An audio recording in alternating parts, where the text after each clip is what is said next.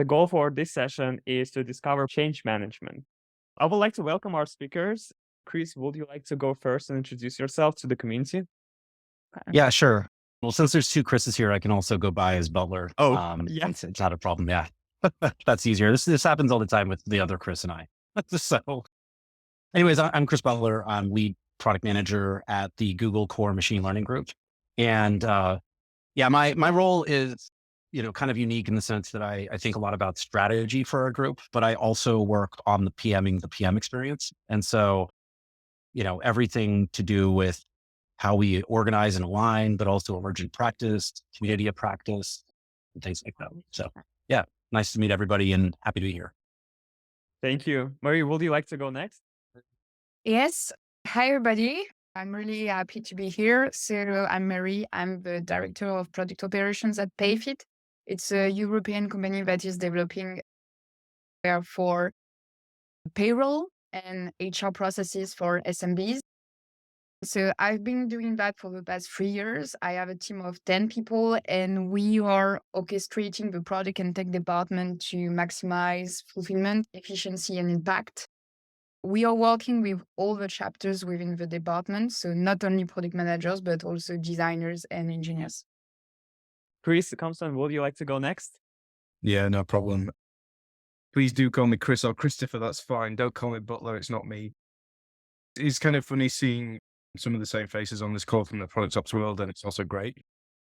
I think it really kind of highlights, and as Butler earlier was saying, that the role of ProductOps can be quite different. And I think even just with our first 3 introductions, it's already different. I am a team of 1. I joined Bumble around 8 months ago, I think now. And I'm very much in the world of kind of setting up foundational processes in a very broad sense. There is probably 10, 12, up to maybe 14 different product teams that I work with. And because of that, I obviously don't get too much into the detail of day-to-day product development or product management. It may be something I do in the future, but I'm very much in the space of working at a slightly higher level.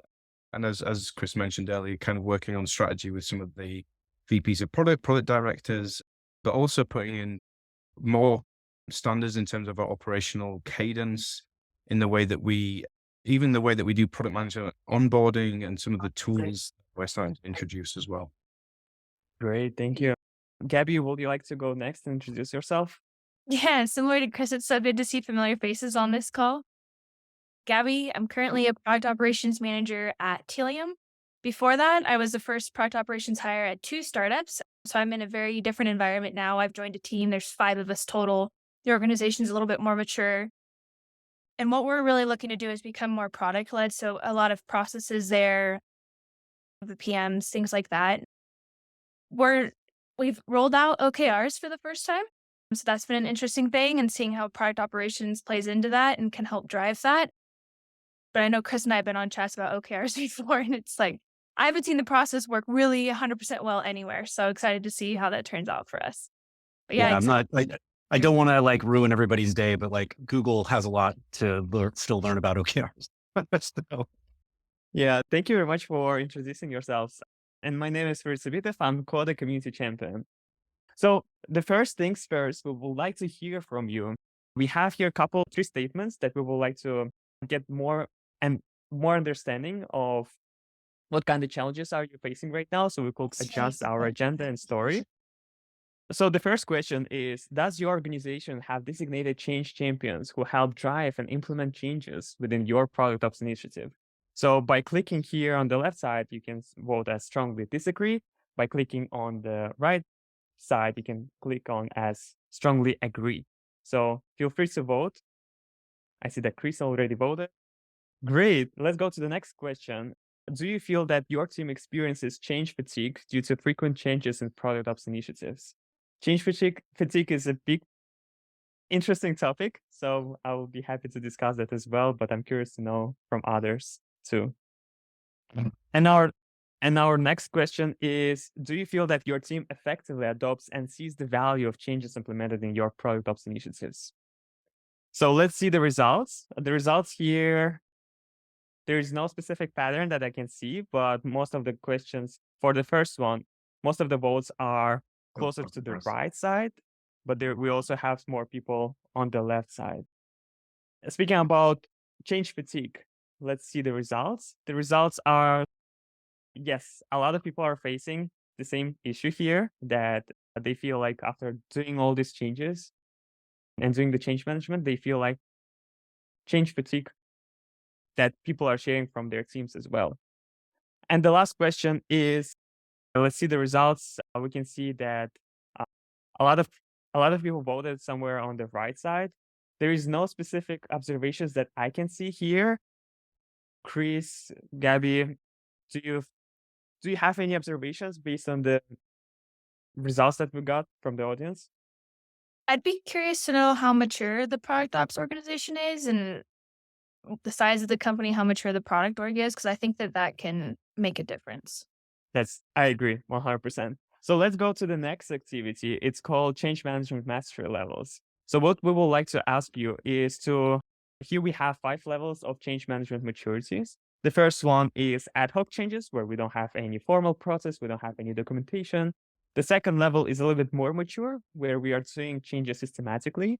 We are documenting our processes. We are creating materials that helping us to make changes and scale the ways of working to the whole organization. The level 3 is integrated changes, where it's integrated into the tools, into the ways of work, into our ceremonies and rituals. Level 4 is impactful changes, where we are not just making changes, we are trying to measure the results and make sure that they are providing value to the organization. And level 5 is balanced wisdom. I created this level 5 after our discussions with the Liatra Gubov, and we spoke about the change fatigue problem that people are having and how we could create these islands of stability for teams, making sure that they can focus on their work, but at the same time evolve their practice as well. So yeah, I see that a lot of people are starting the voting already. So we can see that most of us are still on level 1, level 2, and level 3. Chris, but do you have any observations here based on the previous statements that we've got and change management mastery levels? Yeah, I mean, I'm not a huge fan of kind of mastery or maturity models, just because I think it overly simplifies down a very complex situation usually. But I do think like what's definitely interesting here is the fact that people are kind of that systemic changes level. I think it just shows that inside of an organization, this is maybe related to that other question about effectiveness. Like it does feel like you'll get certain types of wins, but it's not like everything is going to be a slam dunk, because there will be things that you try out that will just not work with the team or won't be found valuable by the people. And so that's why I kind of take the approach that rather than, oh, I need to get more kind of management oversight or buy-in on something, it's usually that there's not enough value in this particular process or template or technique or whatever, that it's not actually catching on inside of the organization. And so it doesn't mean you shouldn't like advocate for things, but I guess what I would say is like, I think it's hard to ever have something where you have this like super buttoned up thing, because it's all about the org and the way that orgs actually work. And that's a super hard problem. And we'll talk about kind of change management today, but I think there's no straightforward way, especially when dealing with the complexity of like human organizations. And so I don't know if any of us will ever get to balanced wisdom. I mean, those people that are there, like they're amazing. I feel like I'm going to always be kind of in this like middle range of constantly trying things. So, Listen, let me impart some balanced wisdom on you then. I think I was very interested in it, but I'm just going to log off. I put myself at integrated changes, so I feel like I should not even be on this panel now. So please go ahead. Yeah, the panelists have to be at the top end. It's actually further than balanced wisdom. It's just like perception, immortality. It doesn't surprise me too much that a big chunk of people in the systemic changes.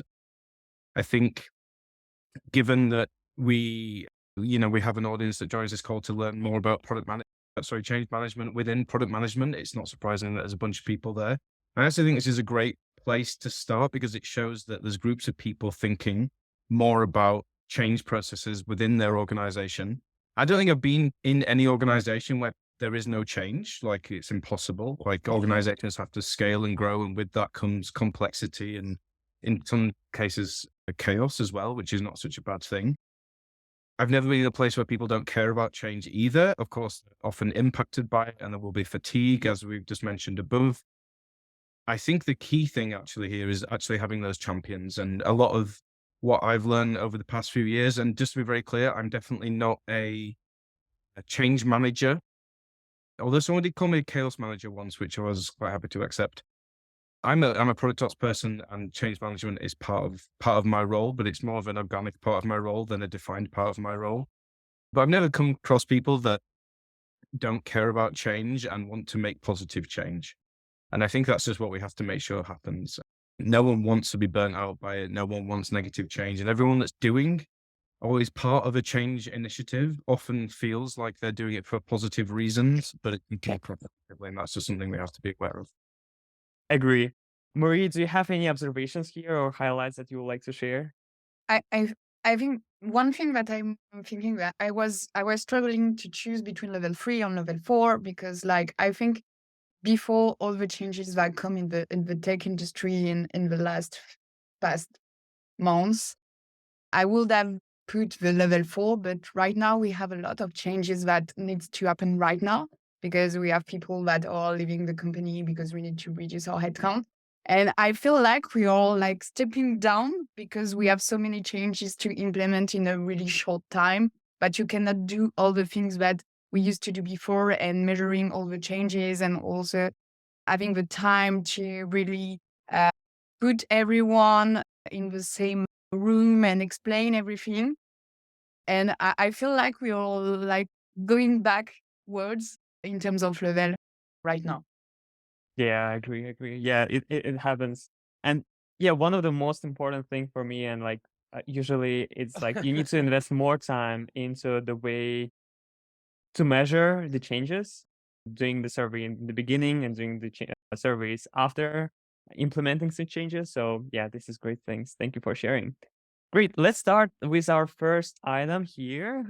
Why does it matter? And I would like to share with you the way how you could ask your questions within our FigJam file. So let me add it here on the side.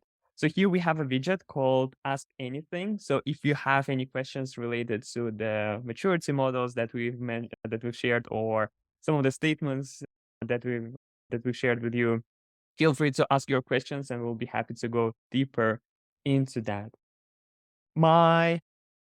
So the first thing is, why isn't it important? So the topics that we have here, why change management matters in product ops.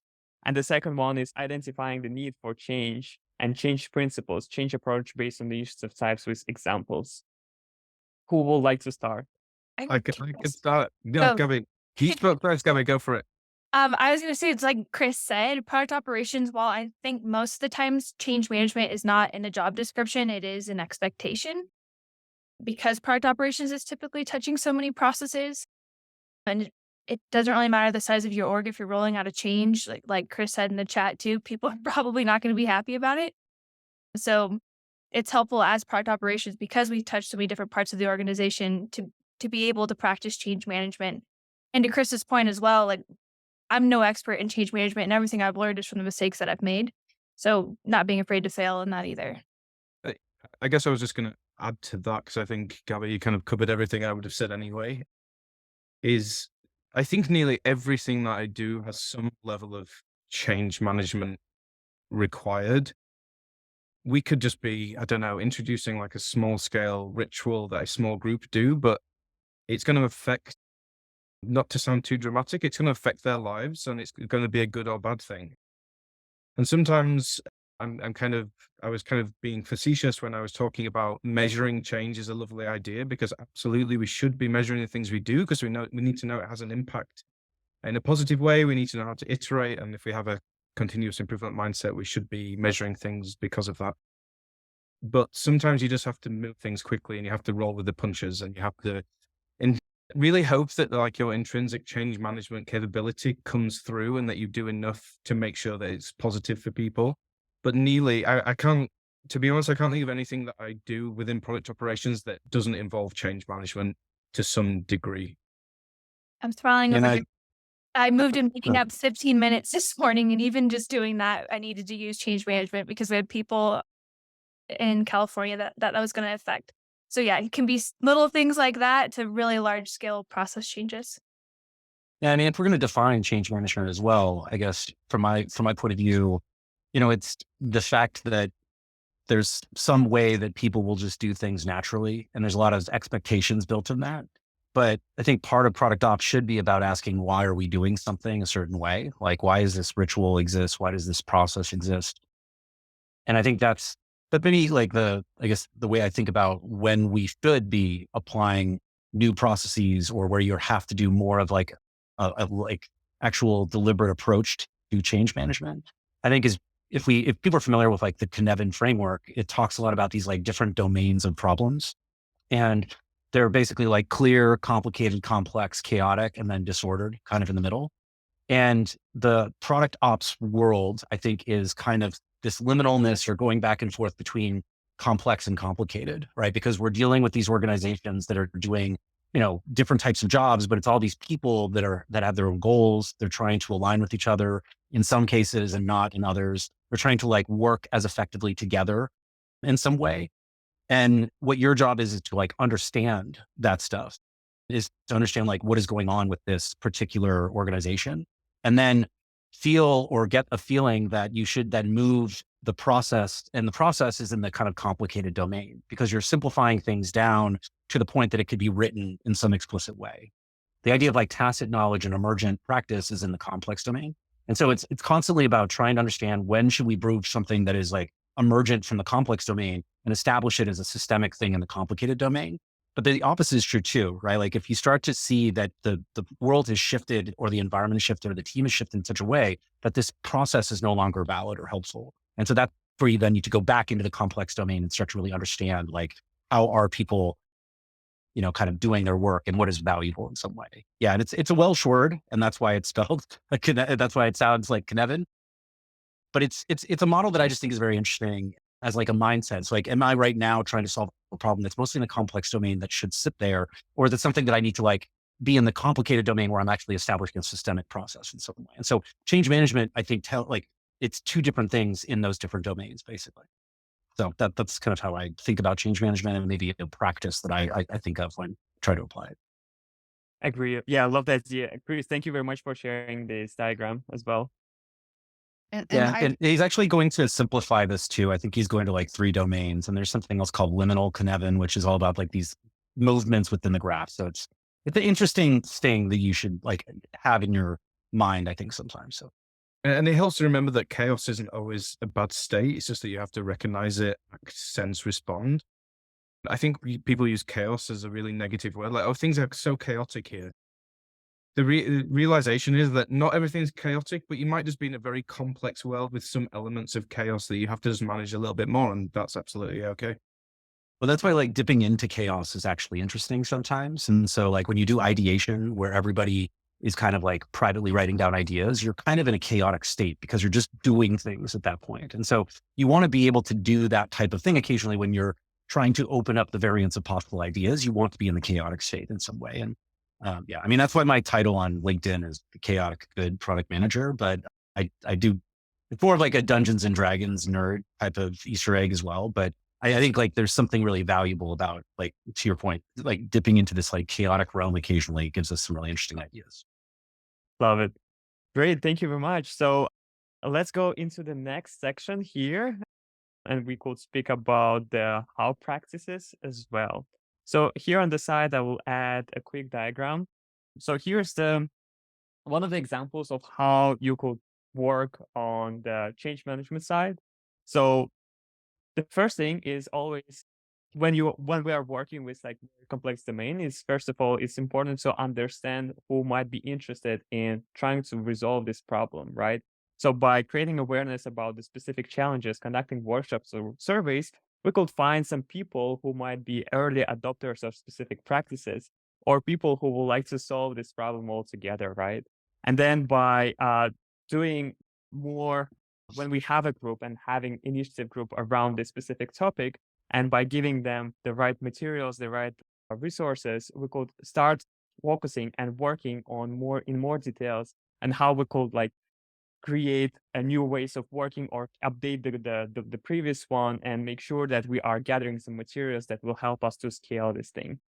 Here, by working with early adopters, we could not only create these materials and also validate and test our hypothesis, but also importantly find change champions who will be happy to scale these new ways of working within their portfolios or domains or teams, so that they could share and also give you extra feedback loop around like what kind of things are working, what kind of things are not working. And here at the end, I've added some phases. This is the approach that I like to take as ops person, where the first one is assess, where we are trying, it's like similar to discovery, where we are trying to understand the current situation, the current ways of working, the current challenges that people are facing. And then we have the phase called optimize, where we are focusing on the way how we could validate that hypothesis and new ways of working with small amount of people with this early adopters team, who will create some onboarding materials as well that will be important for the scale phase. And within the scale phase, we have all the materials from optimize phase around the playbooks, some workshop materials, trainings that could help us to scale. And the last one is automate. And here are some of the practical examples how you could do these things. Like one-on-one interviews will help you to identify some early adopters or team who can start trying new things, new tools, new practices, or updating the previous ways of working. Doing the surveys and trying to find not only the early adopters, but also champions within your organization. Workshops, books, validating all the hypotheses, creating change plan, and making sure that you have a plan for changes across the teams. So let's imagine that you are scaling new voice of the customer program, right? And you will not start within the whole organization right from the start. You will start with early adopters first. And then by doing this change plan, you will able to show like within this quarter, we're onboarding to these new ways of working, like 5 new teams. In the next quarter, we'll onboard all others as well. Having champions or evangelists within your organization, making sure that they are standing for this new ways of working, for new practices, and sharing that within their teams as well. Doing office hours, I think things. Chris Butler is not, he's against maturity models, but I like to have this maturity model. I'm not using them just to say who is like mature, who is not mature. I'm giving this framework as self-assessment framework for people, for the teams, in order for them to understand where they are right now and where they would like to be, to spark new ideas, to spark new initiatives within their team, how they could evolve their ways of working. Doing some internal events, internal communities. Again, ops is required at larger scale, so that's why having internal events could help you to scale these new ways of working as well. Having checklists, integrating new ways of working within the tools, and focusing on more into integrations and automations could help you to scale these ways of work. So does anyone wants to share more things here? I would be happy to get your perspective on that as well. I think you described a lot of things that are really useful to push change. I think the main thing that we try to do with my team is also to detect as earlier as possible the detractors, the people that will be against your project along the way. And actually, we try to make them the early adopters. So we try to make them in the workshops, because if you succeed to answer their fears and what they don't see, the value that they don't perceive, if you make them understand that, then you know that with all the other education of people towards this change, it will be easier for you then. And we really try through one-on-ones and surveys to detect the people that will be the detractor of what you are going to do, and make them really build that for you and co-create it with them. I think that that's something that is really powerful when you are succeeding to do that. I love it. I never thought about the detractors. I've seen them so far, but I didn't think about and I guess like doing interviews with them is like one of the most important feedback loops and like insights of why exactly they are against that, right? So maybe there are some budget limitations or different focus areas or priorities as well. So thank you for sharing that. So just to build on what Marie said there, I think the model that I just shared there, the detractors are eventually going to sabotage change if they're not supported and made into like these, pro change champions. I think you have to be careful as well that some detractors might not be quite that obvious. The ones that are the more vocal and are sharing often how they don't believe in this particular change, however they do that, are probably the easier ones to kind of influence to bring round. It's the ones that are going to the back channels, the ones that support you, or the change, should I say, on the face of it, but are maybe doing you a disservice in the background, or the change project a disservice in the background, that you somehow have to find those. And I think just going back to like a good product ops person, like many roles, I think you have to be a very good influencer, very good relationship builder. You have to be able to identify people and support them very quickly. You need good facilitation skills, as Marie was pointing to there as well. So all of these things will help you in any kind of operational role, but particularly in product operations, I think. Love it. I also added one of the things that Johnny Michelson shared with us during our design ops events. Here we can see the technology adoption curve, where we have innovators, early adopters, early majority, late majority, and laggards. But I really like how these detractors might be also visualized somehow here, and why it's important to speak with them and make sure that all their challenges and like issues are resolved. Yeah, I mean, I've found that I've had to be my own detractor actually in some cases. And so, like, for example, my VP will ask, or, I work with lots of people that are very smart and they're very good at their jobs. And sometimes though, they take a very like simplified view of the way to do something. And so some of my job as like a product ops person is to not just like, if there's an ask for a particular type of process, it's not to just like go off and do it. And it's actually about trying to figure out like, is this the right time to do something? And so that's why I almost feel like the benefit to the team in some cases is me dragging my feet on like implementing something that a senior manager may want, but it may not be better for the actual overall team. And so I think that's another kind of viewpoint is really trying to make sure that whatever you're doing should benefit the product managers that that are your customers. And actually I put this like in the ProductOps certified course that I wrote, where like your customer is actually the individual contributor product manager. And as they get more senior, they're less and less your customer. And I think it's partially because of like power dynamics that are at play, but it's also because like, I don't think that we should like, there's a lot of times I'll have discussions with all the leads or directors and they'll be like, well, we need to be more data driven. And for me to be then like, what does that mean to be more data driven is like the first thing, right? And then the second thing is there actually a gap based on what people are trying to do? And inside their job roles, are they even allowed to make decisions that could use data? And so I start to think more about like the systemic things rather than this idea of like, this individual needs to be trained in something or have a process for something. And that's the problem. And so I really believe a lot in this like skill and capability mapping that I believe Emily Weber created that is really around like communities of practice. And so anyways, this is something I find is important inside of the role too. It's not just building process or destroying process, but it's also kind of like delaying things until you know a little bit more in certain cases. But there is the value to experimentation. Like, so there are some times where it's just like, we'll try something and that's fine. But I worry about this like whiplash or like fatigue that starts to set in when you're just like constantly trying new things with people. So I think it's a very hard aspect of this change management stuff for product ops. I love Just your to- point. Sorry, Yeah, through. Chris, please continue. Yeah. I was just going to kind of build on that, and I don't think this is specific to product ops. I think it's of kind of all leadership or management type roles.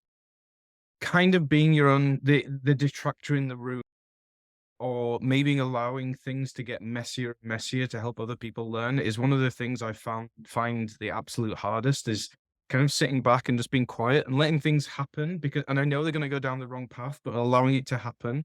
Not so I can be the savior, of course, but so that they can learn themselves of like how to move things forward. I find that like a pro level skill that I'm still trying to learn. That's a great point. But I have a question. as ops people, we are always thinking about how we are bringing value and creating impact within the organization. And one of the things is how we are accelerating things, how we are evolving practices, or how we are building new practices within the organization, right? And Chris, you mentioned that when we are making a lot of changes, sometimes it's better to wait. But what about these ops people who are like concerned and they would like to show the value and they're trying to not to push hard, but do a lot of changes, showing that they are doing a lot of Yeah. things within the organization? How to find this balance? Well, so I think like when you make real change in a product team, right? Like there's recently I've been helping out with like portfolio mix and prioritization for a few of our organizations. And like it just came up during like an extended lead summit that we had earlier this week that they talked about this particular process that we ended up doing with them in a very like glowing way. And so I think these types of things start to bubble up because people want to talk about like how a process or a technique or something is actually helping them solve a really hard problem or think about a hard problem in a different way.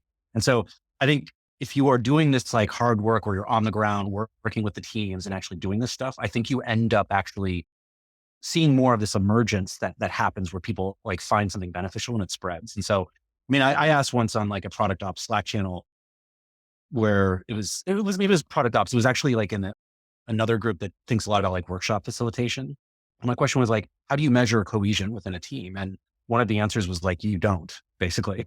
And so there's no way to measure it, but there's a way to kind of like sense or feel because you're part of the team. Like, how are things working? Like on every time that you're checking in about a particular thing, like, did it work out kind of the way it was supposed to? Like, did following the process actually make people feel better about things? And so I think that like qualitative aspect of our work is really, really important. And we can't shy away from it. But I think it drives some people crazy when there's like a need for this idea of kind of like, what is the actual number? Right. And I think it's very hard to do this. And I know that there's been lots and lots of articles about this. I think it's something I feel like the best work I do tends to be the things that are not actually able to turn into metrics.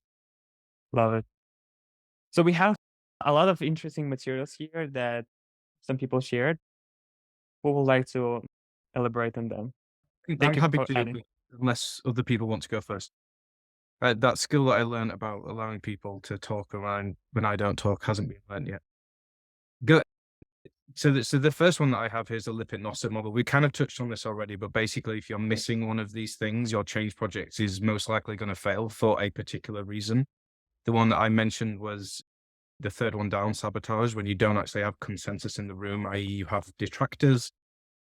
Your change project is probably going to be sabotaged somehow. This definitely happened to me, and I don't think it was anyone's conscious decision to sabotage, but it was a conscious decision to not have consensus, which really caused issues. So it's really something to just kind of keep in mind. And it's got lots of nice boxes in the grid, so it's very easy to kind of follow and think about going through the project. The interesting one that I found was the one below called the Yap Triangle. And it's called the Yap Triangle because someone else told me it was called the Yap Triangle. It was done by someone called Chris Yap, another Chris, who I believe is a project manager. He's presented this at a project management conference. I did contact him to kind of get some more details around this. It's very hard to find anything online about this. I don't know if anything exists now. But it's kind of, it reminds me of being like a benevolent dictator because sometimes you just have to get stuff done. And if it has to happen everywhere and it has to happen incredibly quickly, things like GDPR, right, as an example. Okay, we just have to do that. We can't be experimenting like the law or any kind of like legal jurisdiction that we may now be in, or experimenting or doing any kind of product experimentation. And it's just the way it is. It has to happen. So we're going to have to make it happen. Whereas if you have to do things relatively quickly, but you can collaborate and do things by agreement, well, maybe you can kind of like run experiments and see how things go. But you have to choose like two corners. You can't just do this stuff, right? Like you have to work all the sides at different stages and at different status of change. And quite often it is all the sides all the time. You may be running experiments in some areas, having discussions in others, where others, you might just have to be putting rules in place. And I think identifying the kind of change project that you're going through in its stage and status in this mindset will help. And going back to something that was kind of mentioned in the chat, but something that I used to do with some effect was really, if the change is still taking time to take hold, but it is a rule-based change, then you have to do a thing that we used to call sock puppeting, which was literally calling on the VP of product and saying, you have to get this message across. I am a lowly product operations lead and it's not quite landing. You're going to have to do that. And in most cases that worked, and it's not always the best option, but sometimes you have to do that. And I think there is this element of benevolence, like, you know that it's going to be better at the other side. You just have to get people there. And when you're trying to, move 100 people in a direction, sometimes that's quite challenging to do. And we just don't have the time to take. And again, as I mentioned before, it's like rolling with the punches. We work in a very messy industry because we're knowledge workers and we work with humans, and that's fantastic. But, the negative side of it is that things might take time when they just have to happen. This is great. And speaking about the rules, I'm curious to know, like, are you practicing definition of done and definition of ready within your teams? If we are speaking about like the way how product management practices working and collaborating with other practices, just curious to know. Or some kind of checklists. So, and how that is like, is it well adopted by your teams or not? We just trying to implement it. Like, we have a new CPO that arrived in October. So it was one of his first moves to just send a message to everyone saying, okay, we are doing a definition of done and this is the template and like that. And you can imagine that nobody adopted it. So right now we are kind of reworking the adoptions, and from what he shared, what can be actually done by the team, because you have the right operating system to do so, and what is not feasible right now because you don't have the tools or you don't have a measure, or you missing some steps. But it's kind of a good element to define a roadmap. Like, okay, we want to go there. It's all North Star. So we know we are good on that part and we can do it right now. And we know that both parts, we need to build some stuff and have the team to be able to do that without being a huge pain for them.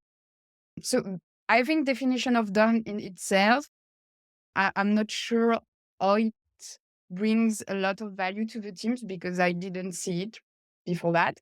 But at least building a roadmap of where we are good and what we need to improve and how we can help the team to go there, it's a good North Star for us. Love it. I'm waiting for other speakers maybe to share some of their observations, but we can continue as well. But speaking about definition of done, definition of ready, this is like one of the topics that I'm more curious about. This is a nice framework, but I never seen some like good implementations of that and making sure that people actually are following it. For sure, there will be some importance into integrating this definition of done, definition of ready into our rituals and ceremonies, making sure that people are following it, and maybe giving responsibility of keeping definition of done, definition of ready to the team, not to the leadership team, because the team knows their constraints, team knows their skills and like what kind of practices they can follow right now at this point of time. But also making sure that we have the right feedback loops within the organization, making sure that we are revisiting our definition of done, definition of ready. And also what I've seen so far is that some teams are using this practice as a part of like feature development. Some teams are using that as a part of specific activity, like user research, for example, or design or other things more detailed. So that again helps us to collaborate better with other practices like engineers. But yeah, curious to know what other people are thinking about that. And also integration with tools. You can standardize, for example, if you're using Jira as issue tracking system, there are some plugins that by creating specific issue type like feature or initiative, it will predefine the definition of done as checklist into the ticket. You can do that through automations. Yeah, but always curious to see like if some of the teams are actually implemented that and it was successful, because I see a lot of issues there with this. I don't have anything to add about definition of done, just because like our teams don't tend to work as very agile. And so, it still is fairly gated development within the tens of products that are inside the team that I work with. And so yeah, I guess I don't have anything about that, but I mean, I think like another framework I think about is this one right here about like what, so what, now what?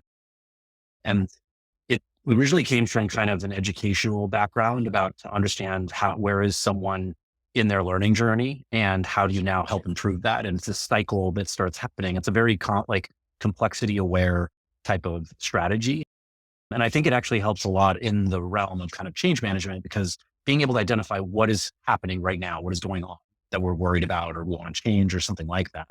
The so what is like, why does this matter to us? How should we actually decide to move forward? And then now what is like, what are we going to do about it? And so it's a very helpful cycle, I think, when it comes to the way that we end up like parsing what is the current situation and then deciding what to do. And I've also used it as a way to like build narratives with teams. So if we're talking about some type of change we actually want to create, having this written, like we're doing like a proposal, for example, using this type of like format, I find to be really helpful too. Go for it, Chris. Sorry, I lost my mute button. Yeah, I was kind of thinking back about my time at Farfetch, where I was more focused probably on product design ops than, let's say, product management ops. And we did introduce definitions of done, but I think it was probably a slightly looser definition than you described there. And it really requires the product team as a whole to be very clear on the customer problem they're trying to solve, the business impact that they're looking for.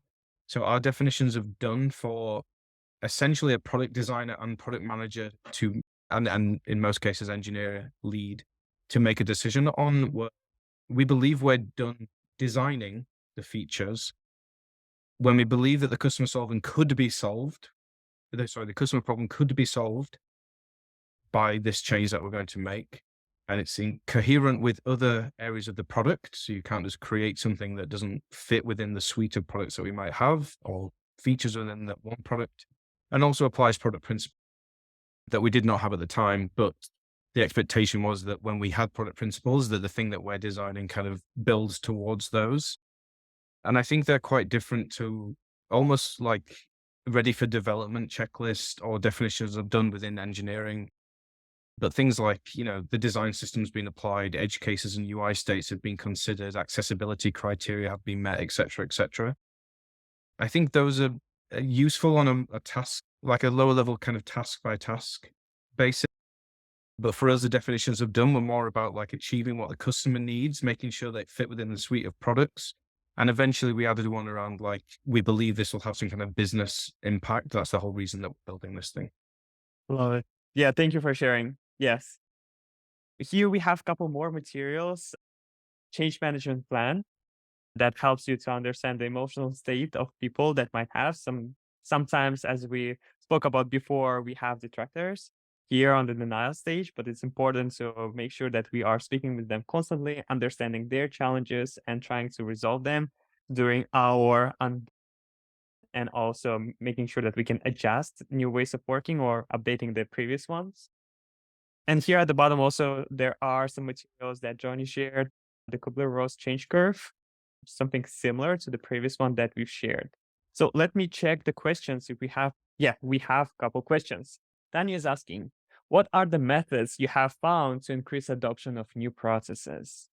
So I think we covered that a little, but I would love to hear from our speakers as well. I think the main things that I think about are what Marie said and what Chris has said, what we've all said, is finding those detractors early and then making sure you're in constant communication with them throughout the process.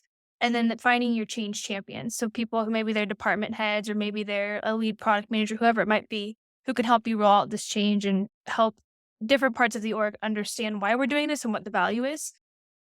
Depending on the size of the org, that even if it's smaller, I guess it's really helpful to manage, especially if you're rolling out a process that's touching all parts of the organization. Love it.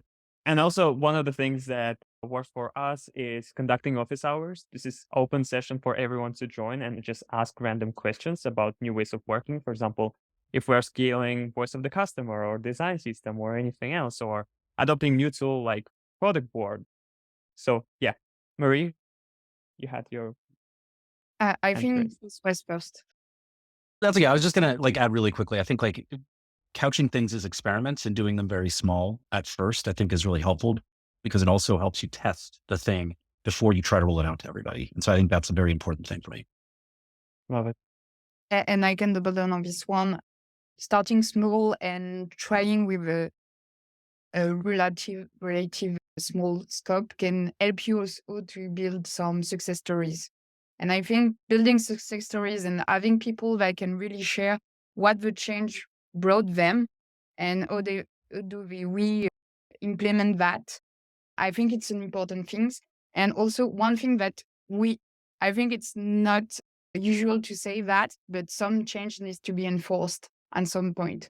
And when we have like, I don't know, 80% or 90% of the population that adopted a change, then you need to have another approach. And you need to work with the managers and we work with the leadership in order to enforce for the 10 or 15% that are still reluctant to adopt the change. And I think that's something that is not said usually when we talk about change management, but it's also that part.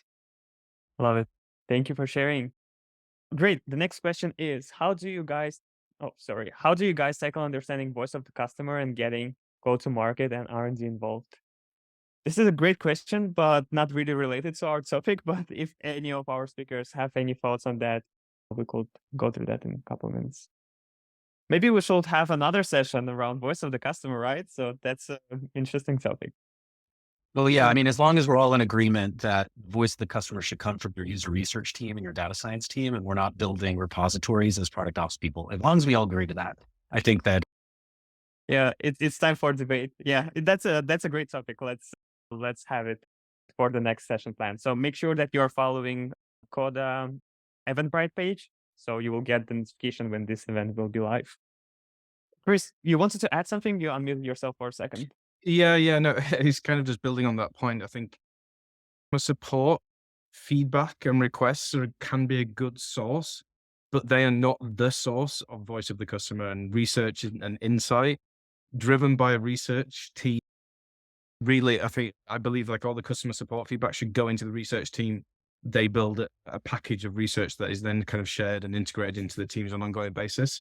I say that because I'm kind of dealing with this now where customer support requests are seen as like verbatim that we must act upon rather than broader research that can build a picture for us.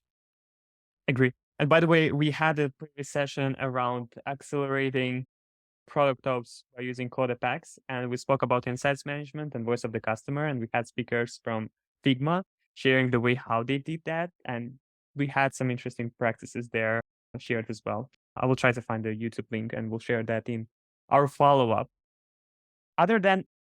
Another question, other than individual contributors, product managers, are other stakeholders also the customer? Example, developers, designers, etc.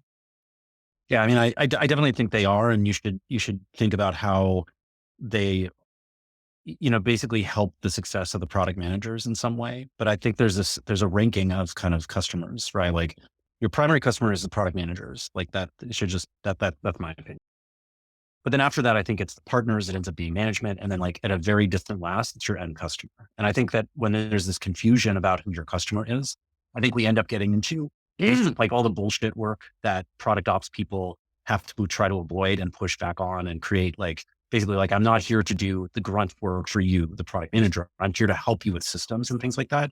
I think when you mistake who your customer is, that's when you start doing the bullshit work for product managers. And so that's what I would say. But I do think like, I work an awful lot with engineering, and I try to help with the way that engineering and product managers work together. Absolutely. I think it also depends of your scope and your organization. We have an organization in my company in Triforce. So each squad, you have a product manager, a product designer, and an engineering manager with developers. And so we don't separate the operating system design, product, and engineering. It's everything, it's uncoupled. It's coupled. So we are working with the 3 chapters, and we have some projects that are mainly with developers sometimes. Like, for example, when we are talking about incident management, product managers are not as involved.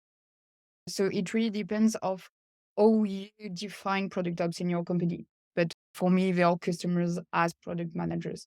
It really depends, I think. Yeah, the only thing I was going to change my mind on immediately after posting in the message chat was that I'm not entirely sure anyone's my customer. I kind of see everyone as a partner in what I'm doing or what I'm intending to do, or what I propose to do, and what I collaborate on doing. People get benefit in various different ways. Hopefully they do, and I'm sure there'll be degrees of benefit that people get. But I was kind of thinking about this the other week when we were talking with someone else about this. I don't know if anyone's my customer. I don't see that kind of terminology being useful to me. I see them more as partners and co-creators, or at least that's how I try to do it. Yeah, it's just something I was being thinking. Great. I know that we have only 2 minutes left and we have so many materials to share. Here are some of others that we've done together with as a part of DesignOps Friends of Figma community around change management. There's interesting story from Rachel. She's senior director of DesignOps at Salesforce. Here's the recording on the YouTube. And she shared the interesting model, the ADKAR model that they are using for change management things.